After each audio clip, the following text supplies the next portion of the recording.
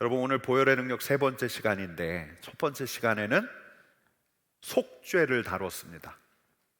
우리를 대신해서 죽으신 우리 주님의 피로 말미암아 하나님의 진노가 덮였다라고 말씀하셨습니다. 여러분, 우리 하나님께서는 죄를 그대로 방치하시는 분이십니까? 그렇지 않으신 분이십니까? 네, 죄를 방치하지 않으셔요. 죄가 별 대수인가? 저 사람 저래 살든 이러지 않으십니다.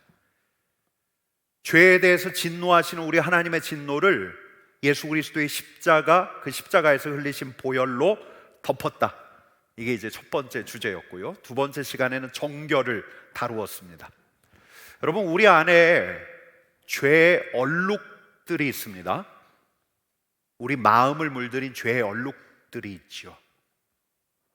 죄를 짓고 나면 죄의 흔적들이 우리 안에 남는데, 그 죄의 흔적으로 말미암아 우리 마음이 탁해져서 먼저는 하나님을 볼 수 없고, 그리고 또 우리 안에서 죄의 악취가 나고, 뿐만 아니라 우리 곁에 있는 이들에게 악한 영향을 끼치고, 또 우리가 있는 그 자리를 오염시키기가 쉽상이고. 그런데 이 죄를 씻는 게 무엇이라고요? 보혈이 씻는다고 말씀을 드렸습니다. 보혈이 우리의 죄로 얼룩진 우리의 마음을 정결하게 씻어냅니다. 이 보혈의, 정결케 하시는 보혈의 능력을 실제적으로 경험하기 위해서는 어떻게 해야 하는가? 그것도 말씀을 드렸는데, 먼저는 지식이 필요하다고, 보혈의 능력을 알아야 한다라고 말씀을 드렸고, 또 우리 안에 이런 소원이 있어야 된다고 말씀드렸습니다. 주님, 제 마음이 깨끗하게 되기를 원합니다. 제 마음이 맑아지기를 원합니다. 하나님 보는 마음이 청결한 자 되기를 원합니다. 이런 소원이 있어야 한다고 말씀을 드렸습니다. 그리고 보혈의 능력에 대해서 우리 자신을 믿음으로 열고 우리의 죄를 자백하면서 간구할 때 다음과 같은 일이 있을 거라고, 요한일서 1장 7절 말씀 같이 읽겠습니다. 그 아들 예수의 피가 우리를 모든 죄에서 깨끗하게 하실 것이요. 여러분 믿으십니까? 여러분, 보혈의 능력이 하나의 딱딱한 이론이 아니라 이게 실제적으로 우리 안에서 경험이 돼야 해요. 예수의 피가 우리를 깨끗하게 하신다. 우리의 눈을 여신다. 우리의 탁한 마음을 맑게 하신다. 여러분, 제가 지난 주일날 표징을 구했고 표징을 보았다라는 말씀을 드렸습니다. 주님께서 살아계심에 대한 표징을 저에게 보여주십시오라는 간구를 드렸더니 주님께서 제 간구에 금방금방 응답하셨다는 말씀을 드렸습니다. 그래서 제가 어떤 말씀도 드렸냐면, 이 시대에는 우리 하나님께서 원하는 이들에게 표징 보여주시는 걸 좋아하신다, 이런 제 믿음도 말씀을 드렸고요. 여러분, 근데 제가 말씀을 준비하다 깨닫게 된 건 뭐냐면, 이렇게 표징을 금방금방 알아챈 게 보혈의 능력 때문이 아니었을까? 표징이 금방금방 보였던 것이 이 보혈의 능력 때문이 아니었을까?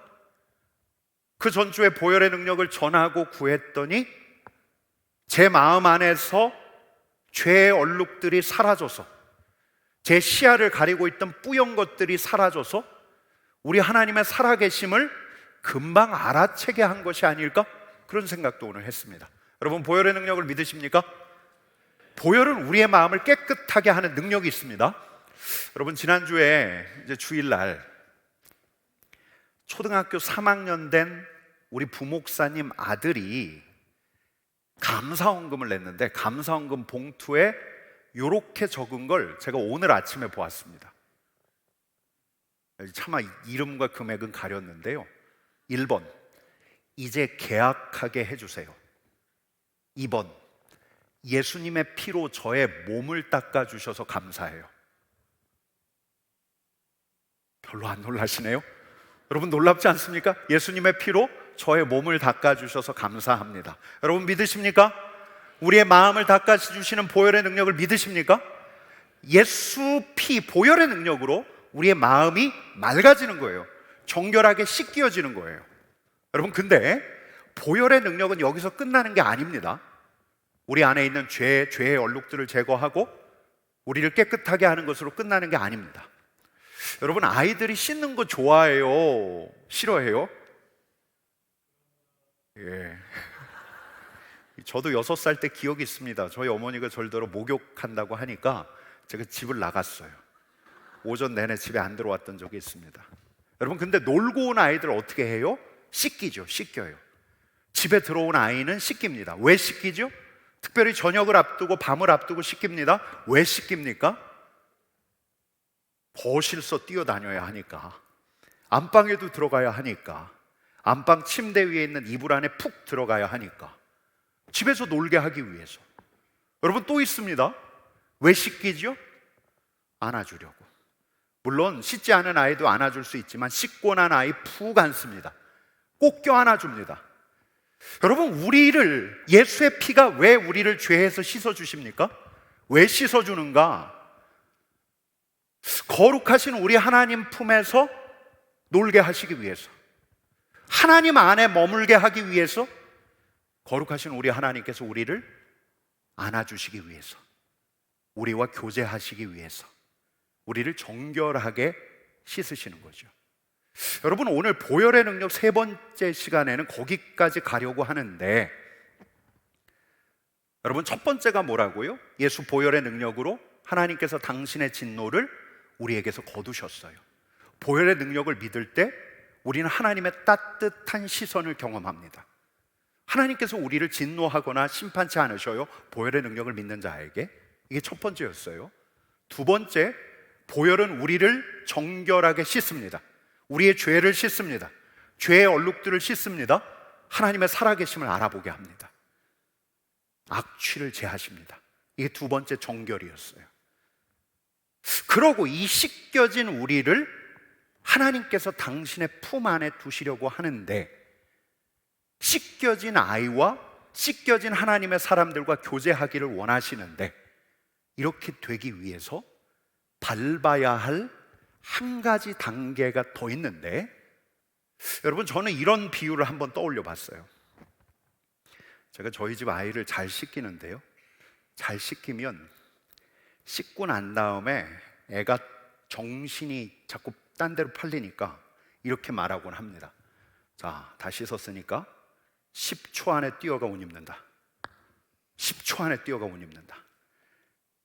10초 안에 뛰어가 옷 입지 않으면 마이너스 30점. 이 마이너스는 뭔지 모르시죠? 닌텐도 하는 시간 30분. 예. 이 벌거벗은 채로 다닐 수가 없어요. 여러분, 입던 옷을 입을 수 없지요.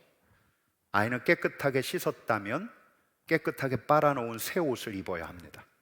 그래야 새 속옷을 입고 잠자기에 편안한 옷을 입고 안방 침대 안으로 뛰어들어갈 수 있고, 저녁 내내 밤새 아빠 엄마 품 안에서 지낼 수가 있습니다. 여러분, 우리 주님의 보혈로 우리의 몸, 우리의 육신, 우리의 마음을 씻어서 정결하게 되었는데, 이제 우리는 구별된 새 옷을 입어야 합니다. 그 옷을 입을 때라야 얼마든지 그분 안에서 뛰어놀 수가 있는 거예요. 여차하면 그분 품 안으로 뛰어들어갈 수 있죠. 거룩하신 우리 하나님과 함께 하기 위해서, 거룩하신 우리 하나님과 교제하기 위해서 우리가 입어야 할 옷, 구별된 옷, 그 구별된 옷의 이름은 거룩함입니다. 거룩함. 거룩하신 하나님과 함께 교제하기 위해서 그분의 자녀들이 입어야 할 옷의 이름은 거룩함입니다. 여러분, 구약에서 하나님의 임재가 있는 성소에 출입할 수 있는 유일한 사람들이 누구였죠? 제사장들이었습니다. 근데 이들은 다른 사람들하고 구별된 옷을 입었어요. 그들의 옷차림만 딱 보면 여느 사람들이 다 알았습니다. 아, 저 사람 제사장이야. 근데 그 옷을 입어서 그가 거룩한 하나님의 제사장으로 부르심을 받은 게 아니에요. 하나님의 성소에 출입하면서 하나님의 임재를 보고 하나님과 교제할 수 있는 사람이 된 게 아니에요. 그가 거룩해지기 위해서는 굉장히 중요한 의식이 있었는데, 출애굽기 29장 20절 말씀 같이 읽어볼게요. 같이 읽겠습니다. 너는 그 순양을 잡고 그것의 피를 가져다가 아론의 오른쪽 귓부리와 그의 아들들의 오른쪽 귓부리에 바르고 그 오른손 엄지와 오른발 엄지에 바르고 그 피를 제단 주위에 뿌리고, 그 사람이 거룩한 제사장으로 되기 위해서는 양을 잡았어요. 양의 피로 제사장이 될 이들의 귓부리에 발랐고, 그의 엄지에 발랐고, 또 오른발 엄지에 발랐고. 여러분, 이게 무슨 뜻이죠? 너희는 거룩한 제사장이다. 피로 인치는 거예요. 여러분, 뿐만 아닙니다. 그 다음 대목 21절 말씀 같이 읽어보겠습니다. 제단 위에 피와 관유를 가져다가 아론과 그의 옷과 그의 아들들과 그의 아들들의 옷에 뿌리라. 그와 그의 옷과 그의 아들들과 그의 아들들의 옷이 거룩하리라. 아멘. 여러분, 어떻게 했죠? 옷에 무엇을 뿌렸습니까? 피를 뿌린 거예요. 피를. 구별된, 다른 사람들로부터 구별되게 하는 그 옷에 피를 뿌려서 그 사람도 거룩하게, 그 옷도 거룩하게 만들었습니다. 여러분, 뭐가 거룩하게 한 거죠? 피가. 무엇이 하나님의 임재가 있는 성소에 자유롭게 드나들 수 있는 거룩한 제사장이 되게 한 것입니까? 피가. 여러분, 예수의 피가 우리를 깨끗하게 할 뿐만 아니라 예수의 피가 우리를 인치는 거예요. 거룩한 백성으로. 예수의 피가 우리를 거룩한 백성으로 인치는 거예요. 여러분, 그래서 히브리서 13장 12절 말씀은 이렇게 우리에게 일러줍니다. 같이 읽겠습니다. 그러므로 예수도 자기 피로써 백성을 거룩하게 하려고 성문 밖에서 고난을 받으셨느니라. 아멘. 여러분, 예수의 피로써 우리가 어떻게 된다고요? 거룩하게 되는 거예요.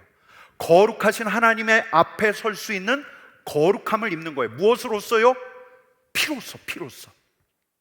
그러니까 피는 하나님의 진노를 덮을 뿐만 아니라, 피는 우리를 깨끗하게 할 뿐만 아니라, 피는 거룩하신 하나님 앞에 우리로 거룩하게 서게 하는 거예요. 여러분, 오늘 이 말씀을 같이 나누려고 하는데요, 우리 찬송 한 장 합시다. 259장 찬송을 같이 부르겠습니다. 박수 치면서 합시다. 예수 십자가에 흘린 피로 그대는 씻기어 있는가? 더러운 죄 희게 하는 능력 정결 그대는 참으지 않은가? 예수의 보혈로 그대는 씻기어 있는가? 정결만 속에 여러 가지 죄악이 깨끗이 씻기어 있는가? 그 다음 절, 예수 십자가 그대는 행동을 하는가? 아무 때나 어디서나 그대는 십자가 붙들고 있는가? 예수의 보혈로 그대는 씻기어 있는가? 마음속에 여러 가지 죄악이 씻기어 있는가? 주님 예수 다시 올 때 그대는 영접할 예복이 있는가? 그대 몸은 거룩한 곳 천국에 들어갈 준비가 됐는가? 예수의 보혈로 그대는 씻기어 있는가? 마음속에 여러 가지 죄악이 깨끗이 씻기어 있는가? 모든 죄에 더러워진 예복은 주 앞에 지금 다 벗어서 샘물같이 솟아나는 보혈로 눈보다 너희의 씻으라. 예수의 보혈로 그대는 씻기어 있는가? 마음속에 여러 가지 죄악이 깨끗이 씻기어 있는가? 여러분, 여기 3절 가사가 어떠냐면, 주님 예수 다시 오실 그때에 그대는 영접할 예복이 있는가? 거룩하신 우리 하나님 앞에 설 때 그분 앞에 당당히 설 수 있는 거룩한 예복이 있는가? 거룩함을 걸치고 있는가? 그대 몸은 거룩한 곳 천국에 들어갈 준비가 되어 있는가?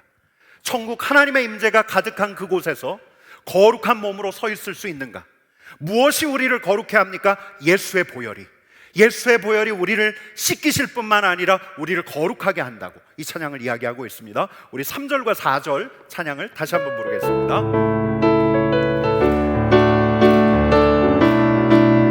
주님 예수, 주님 예수, 다시 내 그대 영접할 예복이 있는가? 그대 몸은 거룩한 곳 천국에 들어갈 준비가 됐는가? 예수의 보혈로 그대는 씻기어 있는가? 마음속에 여러 가지 죄악이 깨끗이 씻기어 있는가? 모든 죄에 더러워진 예복은 주 앞에 지는다 벗어서 샘물같이 솟아나는 보혈로 몸아 너희를 씻으라. 예수의 보혈로 그대는 씻기어 있는가? 마음속에 여러 가지 죄악이 깨끗이 씻기어 있는가? 여러분 한번 따라합시다. 예수님의 보혈이 우리를 거룩하게 합니다. 예. 우리를 거룩하게 합니다. 여러분, 우리 하나님은 거룩하신 분이셔요. 거룩하다라는 말이 뭘까?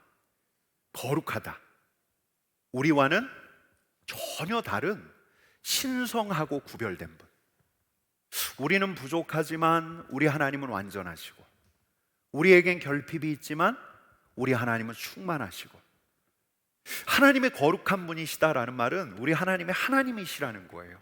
하나님만이 하나님이시지, 거룩하신 하나님, 결핍이 없으시지, 완전하고 충만하시지, 그분과 경쟁할 상대가 없지. 사무엘상 2장 2절 말씀 같이 읽어보겠습니다. 여호와와 같이 거룩하신 이가 없으시니 이는 주밖에 다른 이가 없고. 여러분, 거룩하다라는 말은 우리 하나님의 속성을 드러내는 말이에요. 인생과는 구별된 분, 우리 인생과 뿐만 아니라 인생 안에 있는 다른 어떤 것들과도 구별된 분, 우리 하나님은 하나님, 그 어떤 대상과도 다른 분, 이게 거룩하다라는 말인데, 결핍도 없고 완전하고 충만하시고 다른 그 어떤 것으로도 대체할 수 없고, 이게 거룩하다는 말인데, 그렇게 특별하게 구별된 분이란 말이 거룩하신 분이라는 말인데, 그 하나님께서 우리에게 무엇을 원하셨냐면, 명하셨냐면, 레위기 19장 2절 말씀 같이 읽겠습니다. 너희는 거룩하라. 이는 나 여호와 너희 하나님이 거룩함이니라. 아멘. 거룩하신 하나님께서 우리에게 무엇을 명하셨습니까? 거룩하라, 구별되라, 완전하라, 이걸 명하셨는데, 여러분, 불완전한 우리가 어떻게 거룩하게 될 수 있을까요? 우리는 매일매일 결핍을 느끼는데 충만하지 않은데, 우리는 어떻게 해야 우리 하나님처럼 충만한 거룩한 존재가 될 수 있을까요? 어떻게 해야 될까요? 매일매일 성경 통독 분량에 따라서 성경 통독을 하면 수요 기도에도 나오고 금요 기도에도 나오고, 새벽 제단까지 쌓으면 우리가 거룩해집니까? 사순절 맞아서 금식을 하면 우리가 거룩해집니까? 여러분, 계속 기도하다 보면 우리의 마음이 맑아지는 건 맞고, 또 우리의 언어가 부드러지는 것도 맞고, 또 우리 안에 다른 사람들이 알아챌 만한, 눈여겨볼 만한 기품이, 거룩한 분위기가 생겨나는 것도 맞는데, 근데 정확하게 말하면 우리가 이렇게 하기 때문에, 새벽 제단을 쌓고 기도하고 예배하고 금식하고 이런 노력을 하기 때문에, 이 이유 때문에 우리가 거룩해지는 게 아니에요. 여러분, 오해하지 마세요. 제가 기도하지 말라, 금식하지 말라라는 뜻으로 이런 말씀을 드리는 게 아닌데, 경건 훈련 자체가 우리를 거룩하게 만드는 것은 아니에요. 여러분, 헬스장 가가지고 근육 운동을 매일 1시간씩 하고 매일 5km씩 달리면은 2달, 3달, 4달 지나고 나면 자연스럽게 우리 안에 근육이 붙죠. 그리고 뛸 만한 그런 힘도 생겨나는데, 이렇게 자연스럽게 건강해지는데, 우리가 매일 기도한다고 해서, 금식한다고 해서 시간이 지나서 저절로 그에 대한 대가로 우리가 거룩해지는 게 아니에요. 여러분, 제가 앤드류 머레이 목사님의 그 구조를 가지고 와가, 그 골격을 가지고 와서 지금 여러분들하고 말씀을 나누고 있는데요, 앤드류 머레이라는 목사님이 아주 포인트 하나를 정확하게 지적한 말이 있는데, 제가 들고 왔습니다. 같이 읽어보겠습니다. 같이 읽겠습니다. 하나님의 백성을 거룩하게 하는 일은 바로 그들에게 하나님의 거룩하심을 전달해 줌으로써 이루어지는 것이다. 그러니까 우리가 거룩해지는 일은 하나님께서 당신의 거룩하심을 우리에게 주셔야 돼요. 그러니까 우리가 거룩해지려고 애쓴다고 해서 우리가 거룩해지는 것이 아니라, 거룩하신 하나님 앞에 섰을 때 거룩하신 하나님께서 우리에게 거룩함을 주실 때라야 그분 앞에 설 수 있는 거룩한 백성이 될 수 있는 거예요. 단지 우리가 할 수 있는 건 뭐냐면, 거룩하라라고 말씀하신 그 명령 받아서 하나님, 거룩하신 우리 하나님 앞에 서는 준비, 거룩할 준비를 하는 거죠. 그럼 그게 어떻게 가능하냐? 어떻게 우리는 거룩함을 준비할 수 있는가? 제가 2가지를 말씀드리려고 하는데요, 먼저는 구별이에요. 구별. 한번 따라해 볼까요? 구별. 그러니까 우리가 하나님의 백성임을 깨닫고 우리 자신을 구별하는 것. 여러분, 거룩하다라는 말은 본디 구별되다라는 말이거든요. 근데 내가 구별된 백성이라는 자의식이 우리 안에서 어떻게 형성될 수 있을까요? 내가 하나님께서 나를 구별하신 거룩한 백성으로 나를 부르셨다라는 자의식이 내 안에서 어떻게 생겨날 수 있을까요? 구약의 제사장들은 그들의 피 뿌린 옷을 입고 있어서 그들이 피로써 인침을 받았다는 것을 알았어요. 그들이 다른 이들과 구별된 이들이라는 것을 알았어요. 나는 하나님의 소유가 된 거룩한 제사장이구나, 이걸 알았어요. 신약에도 사도 바울이 일러주는 말씀이 있습니다. 여러분, 고린도전서 6장 19절 20절 말씀 같이 읽어보겠습니다. 너희는 너희 자신의 것이 아니라 값으로 산 것이 되었으니 그런즉 너희 몸으로 하나님께 영광을 돌리라. 아멘. 너희는 너희 자신의 것이 아니다, 값으로 산 것이 되었다. 그러므로 누구의 것이라는 거예요? 하나님의 것이라는 거예요. 하나님의 소유로. 여러분, 근데 우리가 값으로 사진 존재임을 언제 우리가 깨닫게 됩니까? 언제 우리가 하나님의 소유가 된 백성임을 깨닫게 돼요? 언제 우리가 하나님께서, 당신께서 대가를 주시고 우리를 거두셔서 하나님의 소유로 삼았다는 사실을 알게 됩니까? 언제요? 십자가 앞에 설 때. 우리가 그냥 값이 아니라 그리스도의 핏값으로 산 하나님의 소유된 백성이구나, 내가 구별된 백성이구나라는 것을 깨닫는 것은 예수의 십자가를 통해, 예수 십자가를 통해서 우리의 자의식이 확인되는 거예요. 예수 십자가 앞에 설 때라야, 하나님께서 나를 당신의 독생자의 핏값으로 당신의 것으로 삼으셨구나, 이걸 확인할 수 있는 거예요. 이걸 확인할 때라야 비로소 구별된 삶을 살 수 있는 거죠. 너희 몸으로 하나님께 영광을 돌리라. 우리 19절 20절 말씀 다시 한번 읽어보겠습니다. 다시 읽겠습니다. 너희는 너희 자신의 것이 아니라 값으로 산 것이 되었으니 그런즉 너희 몸으로 하나님께 영광을 돌리라. 아멘. 너희 몸으로 하나님께 영광을 돌리라. 여러분, 이 맥락이 어떠냐면, 고린도 교회 성도들이 음행에 빠져 있었어요. 세상의 쾌락에 쫓아 사는, 육신으로는 하나님의 영광을 위해서 사는 것이 아니라 자신들의 쾌락을 위해서, 오늘날이나 별반 다르지 않죠. 근데 사도 바울은 이렇게 이야기하는 거예요. 너희는 예수의 핏값으로 하나님의 거룩한 백성이 되었으니까 이제는 너희의 육신으로 하나님의 영광을 위하여 살아라. 아버지의 영광을 위하여 살아라. 구별된 삶을 살아라. 내가 예수의 핏값으로 하나님의 구별된 백성이라는 자의식이 있을 때라야 우리의 삶이 거룩한 삶이 되어질 수 있다는 거죠. 하나님, 내가 예수의 핏값으로 하나님의 거룩한 백성임을 고백합니다. 내가 이를 잊지 않겠습니다. 내가 구별된 자이니 구별된 삶을 살아가겠습니다. 이게 이제 거룩한 우리 하나님 앞에서 거룩하게 설 준비를 하는 거예요. 여러분, 뭐가 필요하다고요? 구별이 필요해요. 우리 자신을 세상과 분리시키는 거예요. 구별된 자라는 자의식이 필요해요. 그런데 이 자의식이 언제 비로소 확인이 되는가? 언제요? 예수의 십자가 앞에 설 때. 내가 그냥 하나님께서 나를 하나님의 백성으로 부르신 것이 아니라 당신의 독생자를 내어주심으로 당신의 소유로 삼았구나. 그러니까 내가 구별된 백성이라는 자의식 또한 예수의 십자가를 통해서 확인이 되는 거예요. 그 다음에 또 하나, 거룩한 하나님 앞에 설 준비 두 번째 단계는 뭐냐면 조금 더 나아가는 건데요, 두 번째는 헌신이에요. 한번 따라해 봅시다. 헌신. 그러니까 우리를 내어드리려는 결단, 구별을 결단하는 건 시작이고요, 내가 구별된 백성이니까 하나님 앞에서 나를 내어드린다. 제사장들이 그랬거든요. 주님, 제가 주님의 뜻 안에서 살겠습니다.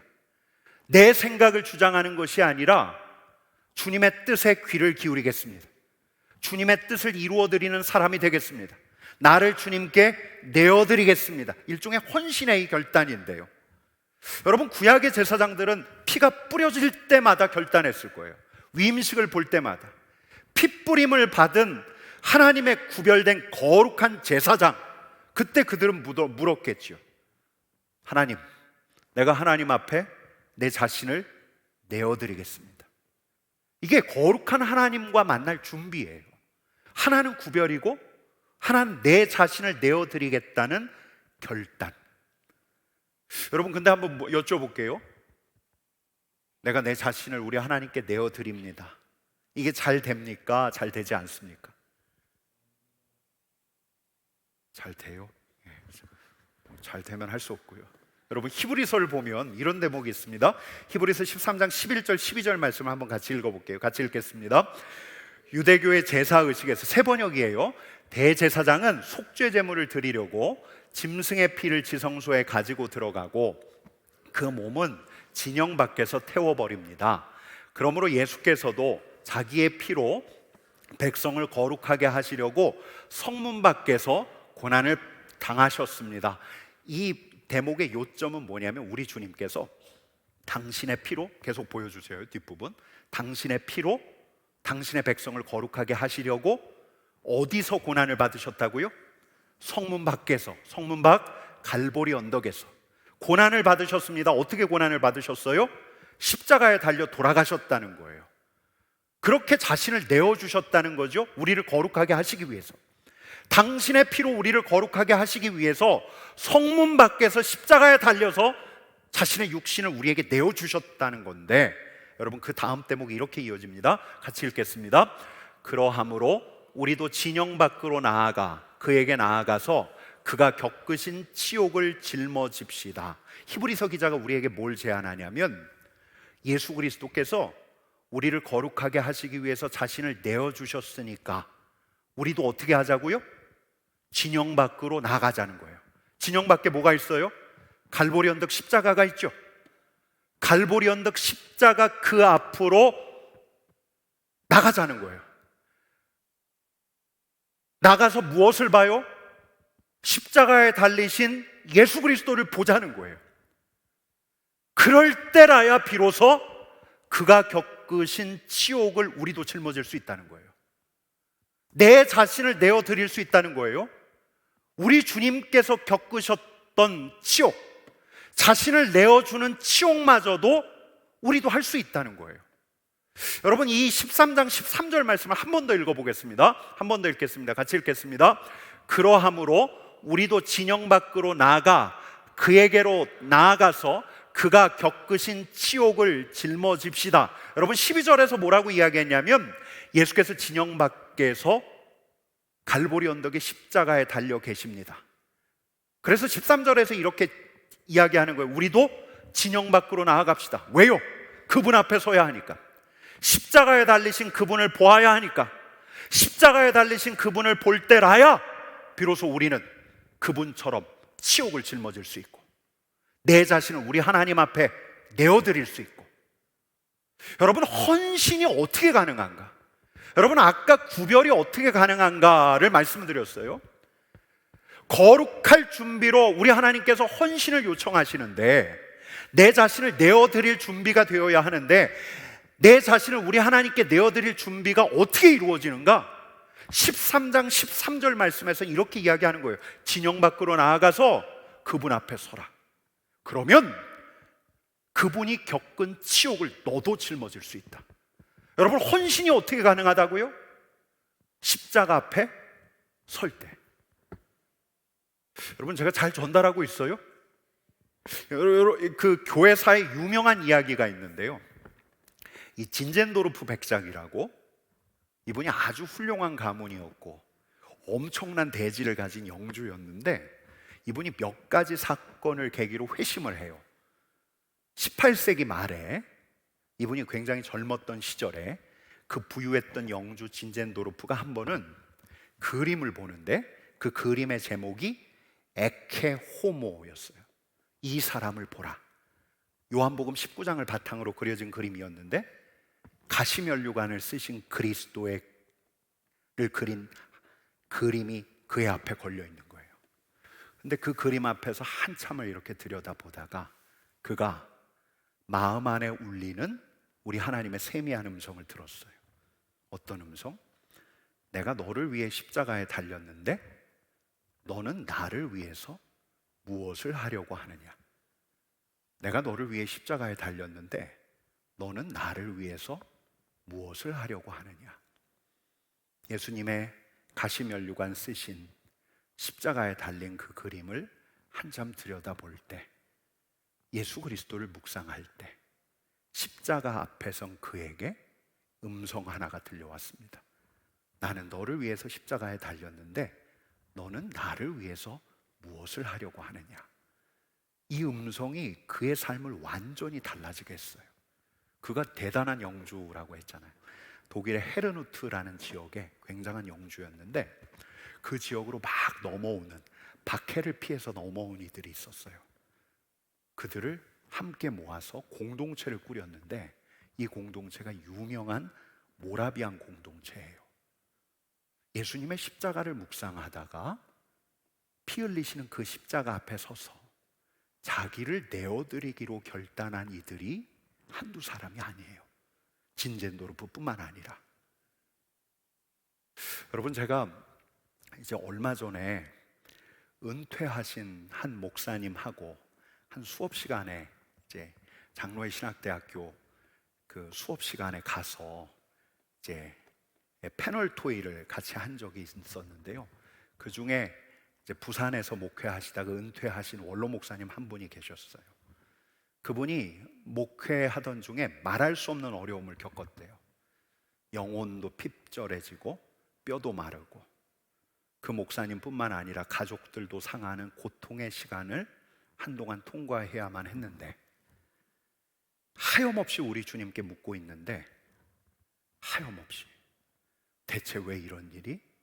하나님, 나에게 왜 이런 일이 있습니까? 라고 묻고 있는데 그때 십자가의 주님께서 그분께 이렇게 물으시더랍니다. 내가 십자가에 못 박혔다. 그래도 너는 나만큼은 힘들지 않지? 이렇게 물으시더래요. 근데 이게 어떻게 여러분들에겐 받아들여지실지 모르는데 내가 십자가에 못 박혔다. 그래도 너는 나만큼 힘들지는 않지? 라고 물으시는데 이 말씀에 이 목사님의 자아가 무너져 내렸대요. 아, 우리 주님이시구나. 주님이 내 고통을 아시는구나. 나보다 더한 고통을 겪으신 우리 주님께서 나를 아시는구나. 그 목사님에게 치욕을 짊어질 수 있게 하는 은혜가 임한 거예요. 예수의 십자가. 여러분, 오늘 본문 말씀을 한 번 더 읽어볼게요. 13장 12절 말씀 한번 같이 읽어보겠습니다. 같이 읽겠습니다. 그러므로 예수도 자기 피로써 백성을 거룩하게 하려고 성문 밖에서 고난을 받으셨느니라. 여러분, 성문 밖 골고다 언덕에서 십자가에 달려 고통당하시는 예수 그리스도를 바라볼 때라야 맞다, 내가 예수께서 흘리신 피로써 하나님의 소유된 백성이 되었구나, 이걸 깨닫는 거예요. 골고다에서 고통당하시는 예수 그리스도를 볼 때라야 내가 비로소 내 마음을 온전히 주님께 열 수 있는 거예요. 내 뜻과 내 생각을 주장하는 게 아니라 치욕마저도 감수할 수 있는 용기가 생기는 거예요. 여러분, 십자가가 능력이에요. 보혈의 능력, 피의 능력, 십자가의 능력. 그 십자가의 능력으로 우리는 거룩하신 하나님 앞에 설 수 있도록 우리 자신을 구별하고 거룩하신 우리 하나님 앞에서 내 마음을 이렇게 여는 거예요.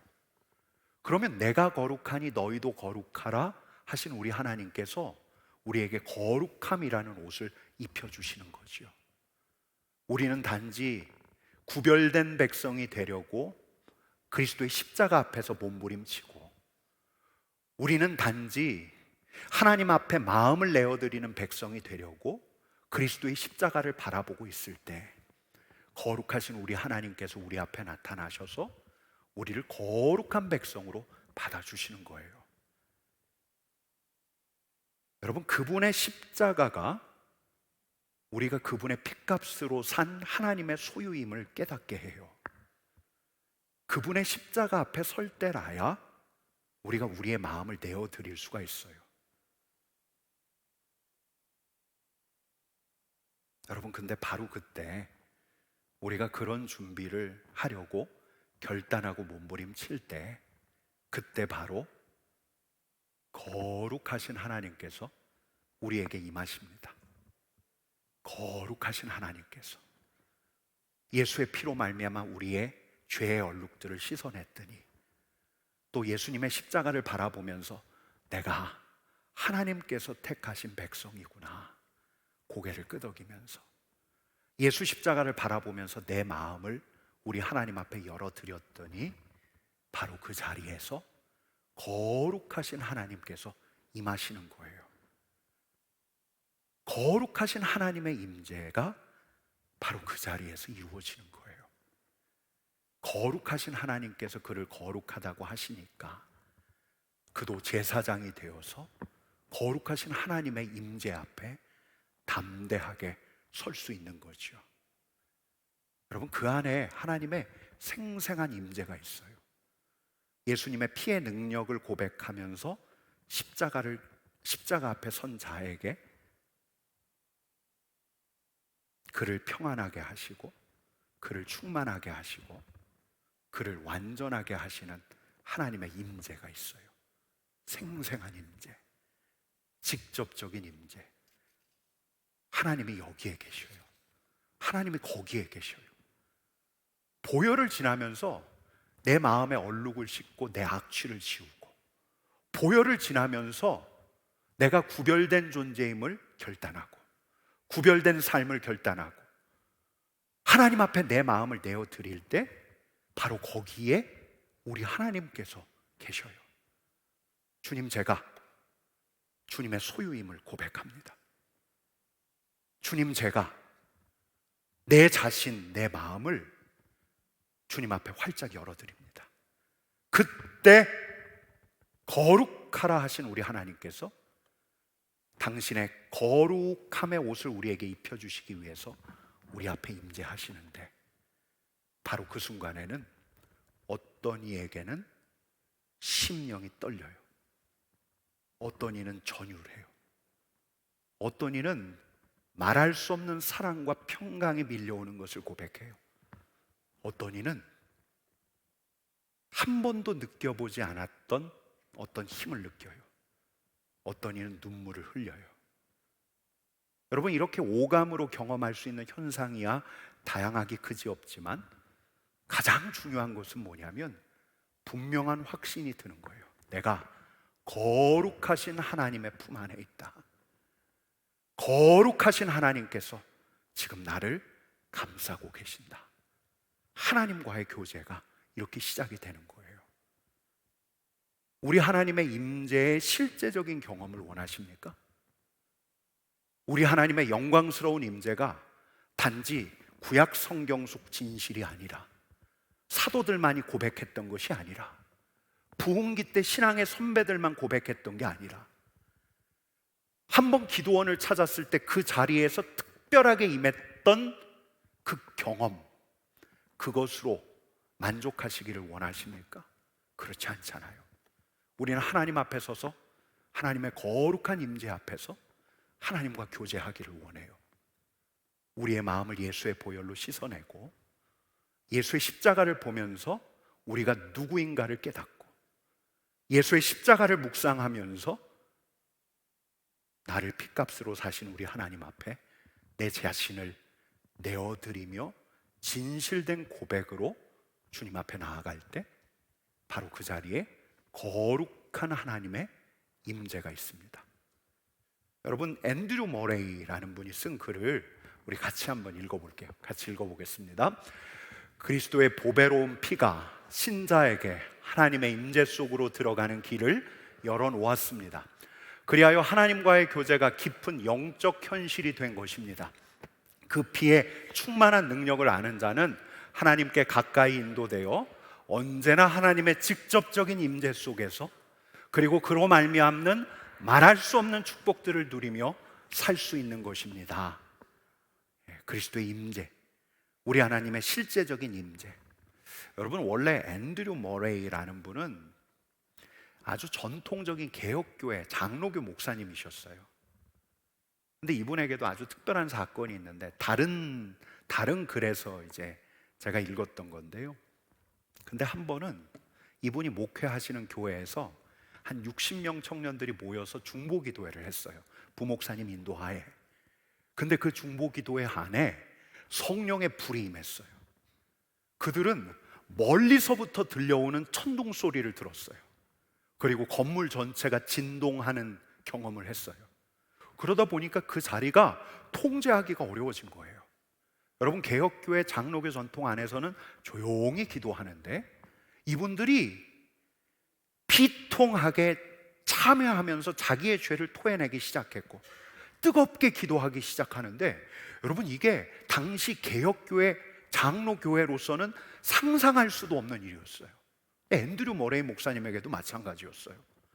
목사님이 이제 주일 저녁 예배를 끝내고 있는데 이런 특이한 기도회가 교회 한쪽에서 열리고 있다는 보고를 받아요.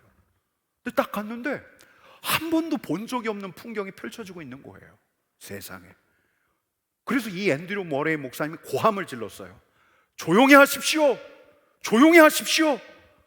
장로교 전통에 따라서 조용히 하십시오. 근데 사람들이 아무도 호응하지 않아요. 왜요?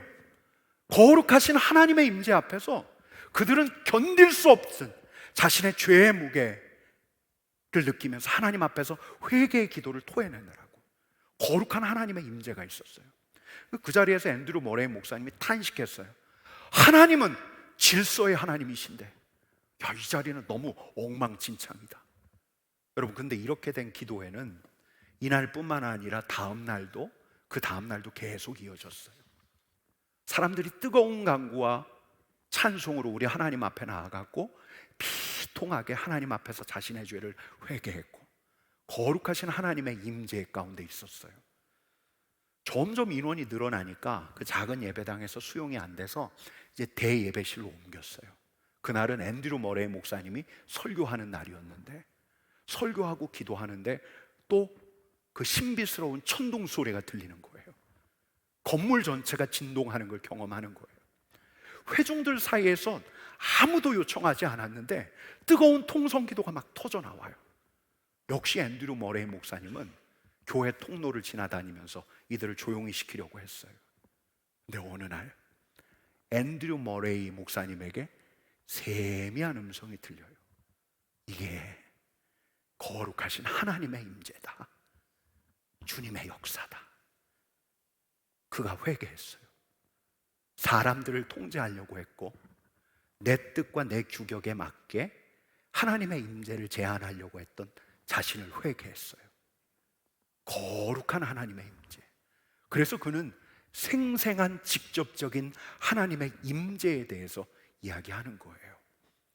여러분, 그리스도의 피가, 예수의 십자가가 우리 마음의 죄악을 씻을 뿐만 아니라 우리로 구별된 자 되어서 하나님께 마음을 내어드리는 거룩하신 하나님 앞에 설 수 있도록 예수의 피가 우리를 하게 합니다.